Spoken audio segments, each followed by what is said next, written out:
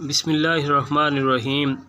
आप देख रहे हैं प्रोफेसर हाफिज़ शाहिद इकबाल यूट्यूब चैनल। अगर आप हमारे चैनल पर न्यू हैं तो हमारी हर आने वाली न्यू अपडेट जो वीडियो है उसको देखने के लिए हमारे चैनल को ज़रूर सब्सक्राइब करें। आज हम आपके साथ शेयर करने जा रहे हैं कि 20 अप्रैल का जो पेपर था सैटरडे वाला, केमिस्ट्री, बायोलॉजी और लाइब्रेरियन साइंस का, ये पेपर 23 मई को जो है वो शिफ्ट कर दिया गया है। उसकी डेट रिवाइज़ कर दी गई है, ये आपके सामने है। इसी तरह 22 अप्रैल को जो पेपर होने वाला था इंग्लिश कंपलसरी का, उसकी भी डेट जो है वो रिवाइज़ कर दी गई है। वो 25 मई 2024 सैटरडे को होगा। तो इस तरीके से ये आपके साथ हम शेयर कर रहे हैं।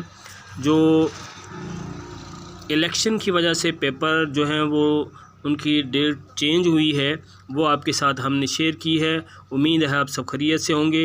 हमारी वीडियो को लाइक कर दें, चैनल को सब्सक्राइब कर दें। इंशाल्लाह हर आने वाली वीडियो आप तक पहुंच जाएगी।